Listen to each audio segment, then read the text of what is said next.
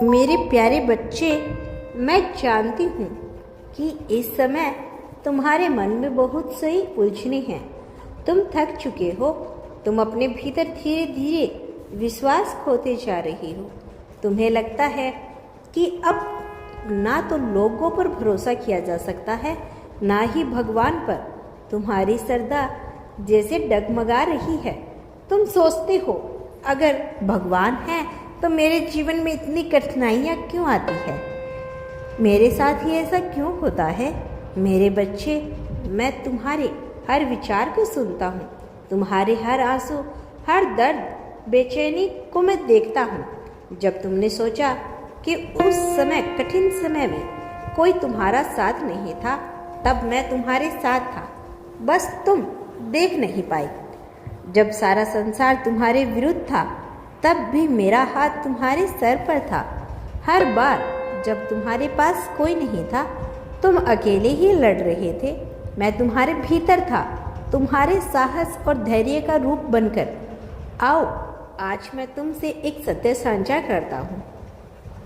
तुम्हारी यात्रा कभी सरल नहीं रही, परंतु हर बार तुमने अपने कर्म, अपने साहस, अपने विश्वास से विजेता पाई। तुम्हें कभी किसी के सहारे की आवश्यकता नहीं पड़ी, क्योंकि तुम्हारे भीतर एक दिव्य प्रकाश है जो हर अंधकार को मिटा देता है। लेकिन मेरे बच्चे, इतना सब झेलने के बाद भी तुम्हारे मन में कुछ कठोर बातें गड़ गई। तुम सोचने लगे कि अब किसी पर विश्वास नहीं किया जा सकता, कि हर स्नेह स्वार्थ से भरा है, हर प्रयास व्यर्थ है। यह भ्रम है मेरे बच्चे। याद रखो, परिस्थितियाँ कठोर हो सकती है, पर तुम्हारा हृदय कठोर नहीं होना चाहिए।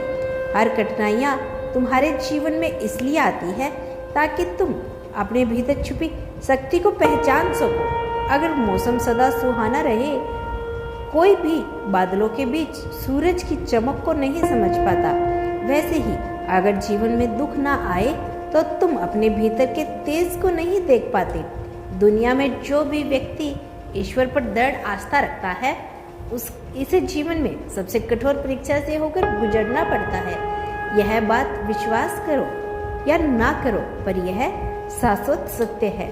ईश्वर उस व्यक्ति को जिससे प्रेम करता है बार बार परखता है, क्योंकि वही व्यक्ति जीवन की कठिनाइयों में भी भक्ति पर अटल रख सकता है।